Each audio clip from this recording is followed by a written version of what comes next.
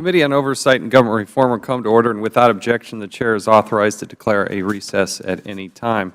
We have an important hearing today examining sexual harassment and gender discrimination at the United States Department of Agriculture. Earlier this year, the committee held 2 hearings about sexual harassment throughout the National Park Service. And at these hearings, whistleblowers told the committee their stories of harassment, discrimination, and the retaliation they feared in coming forward. While many changes are still needed, the Park Service has begun the process of dealing with their cultural problems and removed some bad managers from their positions of leadership. Unfortunately, this problem is not contained to the Park Service, and I would also say at the EPA, where we've had a number of hearings. But after the committee's Park Service hearings, numerous Department of Agriculture employees who were subject to sexual assault, harassment, and discrimination also came forward to the committee. A number of examples and despicable acts were quite horrifying. Some of these women had even been raped by coworkers but refused to testify due to the threat of retaliation and having their careers destroyed. I don't even begin to comprehend or understand how one instance of this behavior is not considered an immediate crisis. That is just beyond me.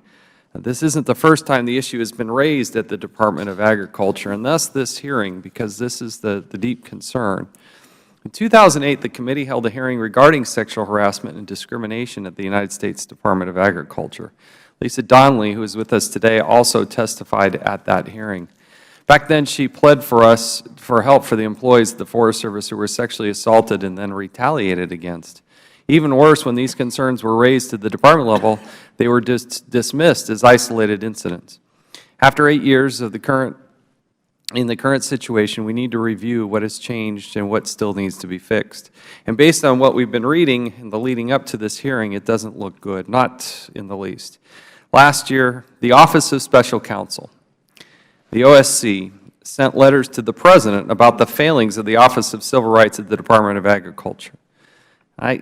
We lean heavily on the Office of Special Counsel. It is unusual that they have to go to this length to actually send a letter to the President about the failings.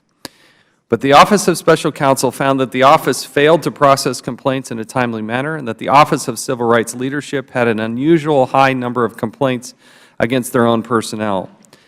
How can employees trust the Office of Civil Rights when its own leadership is alleged to be discriminating? Even worse, when the ranking member, Mr. Cummings, tried to investigate this problem, the Department failed to produce documents and generally dismissed staff concerns. That's why the ranking member and I sent another letter just last week requesting the documents that the Department refused to provide.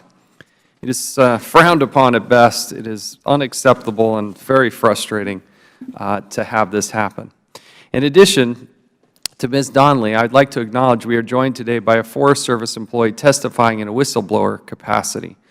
She should be applauded for agreeing to come forward despite the fear of possible retaliation. It is difficult to do this. It is not her first choice in life.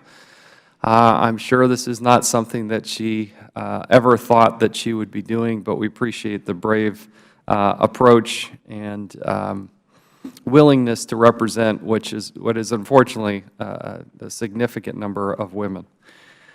However, the committee staff spoke with numerous other employees who were so scared of retaliation they wouldn't come forward publicly, but we do appreciate Ms. Rice and her willingness to be with here today. I want to be absolutely clear, that any retaliation against any witness before this committee or a victim of sexual harassment is totally, completely unacceptable and gravely concerns the committee. And I can promise you and assure you that Mr. Cummings and I, as well as members on both sides of this aisle, will fight and push and defend these people who are whistleblowers who are trying to do what is right for the country, trying to do what's right for them personally, and trying to do what's right for their fellow employees. So I want to thank the ranking member and his staff for their work on this issue. I know he takes the threat of retaliation against whistleblowers as seriously as we do.